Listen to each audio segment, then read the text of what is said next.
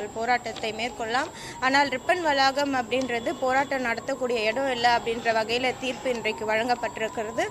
அதே அடிப்படையில் இங்கே இருக்கக்கூடிய தூய்மை பணியாளர்கள் இங்கிருந்து அவர்கள் கடந்து செல்லுமாறு கேட்டுக்கொள்கிறோம். அதன் தொடர்ச்சியாக நம்முடைய நீதிமன்றத்தில் வரக்கூடிய 31ஆம் தேதி வரை மாநகராட்சிக்குட்பட்ட இதற்கு முன்னாடி இருந்த தூய்மை பணியாளர்கள் வரக்கூடிய நாட்களில் தனியார் நிறுவனமுடன் இணைந்து 31ஆம் தேதி வரை கால அவகாசம் விடுத்திருக்கிறார்கள். 31ஆம் தேதிக்குள் அவர்கள் மீண்டும் பணியில் திரும்புமாறு கேட்டுக்கொள்கிறோம்.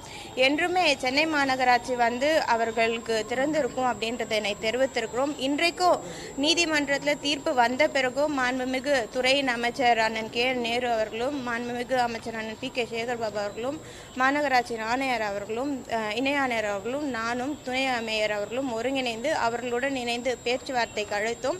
முதல் கட்டமாக அவர் பேச்சுவார்த்தையை தெரிவித்து நாங்கள் போயிட்டு கலந்து ஆலோசித்து வரோம் அப்படின்ற தெரிவித்திருந்தாங்க. தொடர்ந்து 3-4 மணி நேரமாக துறை அமைச்சரும் மாவட்ட அமைச்சர் அண்ணன் பி.கே. சேகர் பாபு அவர்களோடும் இங்கே இருந்து வெயிட் பண்ணியிருந்தாங்க. இது வரைக்கும் அவங்களோட கருத்துக்களை தெரிவிக்கல.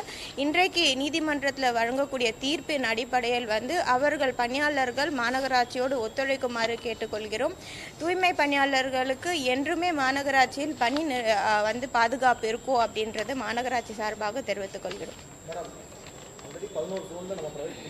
இந்த பர்டிகுலரா 2 ஜோன்ல பிரைவேட்டை விளக்குறதுக்காக மாநகராட்சி ஏன் இன்னும் முடிவெடுக்க மாட்டாங்க? ஏன்னா 13 நாளா வெயில் மழையில போராட்டம் பண்ணிட்டு இருக்காங்க.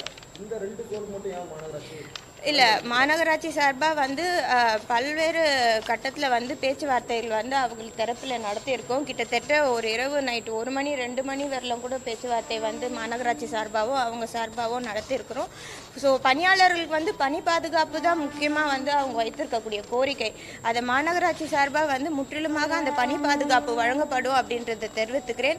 அது மட்டும் இல்லாத இதற்கு முன்னாடி இருந்த தூய்மை பணியாளர்களுக்கு இந்த நிறுவனத்தில் சேருவது மூலயமா பல்வேறு வகையில் அவர்களுக்கு இருக்கிறது. இப்போ பிஎஃப் இருக்குது, ஹெல்த் இன்சூரன்ஸ் இருக்குது, அதே போல் அவர்களுடைய குழந்தைகளுக்கு கல்வி ஊக்கத்தொகை இருக்குது, அதே போல் போனஸ் இருக்குது, பண்டிகை காலங்களில் சிறப்பு பரிசுகள் இருக்குது. இந்த மாதிரி பல்வேறு வகையில் அவர்களுக்கு பெனிஃபிட்ஸ் அதிகமாக இருக்கக்கூடிய வகையில் தான் நம்ம செயல்பட்டு வருகிறது தெரிவித்துக்கிறோம். இப்போ நடந்த பேச்சுவார்த்தையில் டிமாண்ட்ஸை பற்றி எதுவுமே பேசாமல் எங்களை காஞ்சி போக மட்டும் சொல்லி வற்புறுத்துறாங்கன்னு சொல்லி ஒரு குற்றச்சாட்டு இல்லை, இன்றைக்கு நீதிமன்றத்தில் தீர்ப்பு அதுதான் வழங்கியிருக்கிறாங்க. ஆர்ப்பாட்டம் நடக்கிறது அப்படின்னாலே ரூல்ஸ் சில திங்ஸ் க்ரைட்டீரியா இருக்குது. ரூல்ஸ் ஃபாலோ பண்ணி தான் எந்த ஒரு பகுதியிலுமே ஆர்ப்பாட்டம் மேற்கொள்வார்கள். இப்பயுமே போலீஸ் கிட்ட ரூலுக்கு என்ன ப்ரொசீஜரோ அவங்க ஆர்ப்பாட்டம் மேற்கொள்ளக்கூடிய சூழல் அவங்களுக்கு தேவை இருக்குது அப்படின்னா பெர்மிஷன் வாங்கிட்டு ஆர்ப்பாட்டம் நடத்துறதுக்கு சென்னை மாநகராட்சியில் சில பகுதிகள் இருக்குது. அந்த பகுதிகளில் அவங்க அதை மேற்கொள்ளலாம். இந்த வளாகம் ஆர்ப்பாட்டத்திற்கான வளாகம் கிடையாது அப்படின்றத குறிப்பிட்டுரும். இன்னைக்கு நீதிமன்றத்தில் ரொம்ப கிளியராக தீர்ப்பு கொடுத்துருக்குறாங்க. நீதிமன்ற தீர்ப்பை முற்றிலுமாகவே நம்ம தமிழக அரசு மரியாதை கொடுத்து அதன்படி தான் நம்ம செயல்படுறோம்.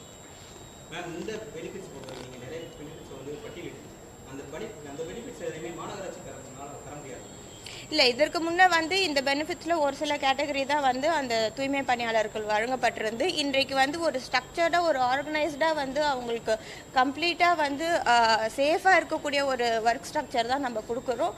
ஸோ அதனால் தூய்மை பணியாளர்கள் நம்பிக்கையாக மாநகராட்சியில் வரலாம்.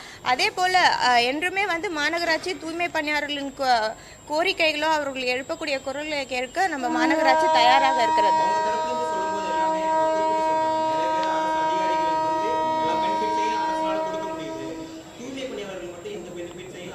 இல்லை, பெனிஃபிட்ஸ் தான் நான் இப்போ இத்தனை பெனிஃபிட்ஸ் குறிப்பிட்டு அதுதான் நான் குறிப்பிட்டு தெரிவித்திருந்தேன். இன்னைக்கு தனியார் மூலியமாக நம்ம எடுக்கக்கூடியதுனால பல்வேறு வகையில் அந்த பெனிஃபிட்ஸ் எல்லாமே இருக்கு. ஸோ நம்ம மாநகராட்சியோட ஒப்பந்த அடிப்படையில் தான் இதை நம்ம பணிகள் மேற்கொள்கிறோமே தவிர அட்லாஸ்ட் ஓனர்ஷிப் மாநகராட்சிக்குள்ள தான் இருக்கும். ராம்கிக்கு குறிப்பிட்ட காலங்கள் ஒப்பந்தம் பண்ணுறோம். அதுக்கப்புறம் தேவைன்னா அதை எக்ஸ்டெண்ட் பண்ணி தான் நம்ம பணிகள் ஃபர்ஸ்ட் இல்லை ஊதியம் பொறுத்த வரைக்கும் இன்றைக்கு வந்து பல்வேறு வகையில் அதர் பெனிஃபிட்ஸ் வந்து நம்ம வழங்கிட்டு வரோம். ஊதியத்தை குறித்து குறிப்பிடும் பொழுது அவங்க பணியில் வந்து ஃபஸ்ட்டு சேரட்டும். சேர்ந்தோடனே வரக்கூடிய நாட்களில் வந்து அது நிறைய ப்ரொசீஜர் இருக்குது, பேப்பர் ஒர்க் இருக்குது, ஒரு நாளில் எடுக்கக்கூடிய முடிவு இல்லை. ஃபஸ்ட்டு பணியில் சேர்ந்த பிறகு அது கண்டிப்பாக பரிசீலிக்கப்படும் அரசு சார்பாக.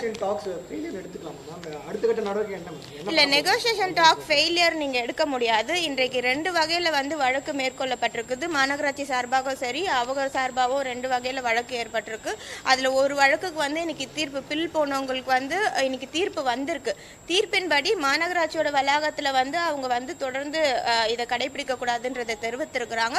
நீதிமன்றத்தை மதிக்கக்கூடிய அரசு தான் தமிழக அரசுன்ற அடிப்படையில் பணியாளர்களையும் மாநகராட்சிக்கு சப்போர்ட் பண்ண மாதிரி தான் நாங்கள் தெரிவித்திருக்கிறோம்.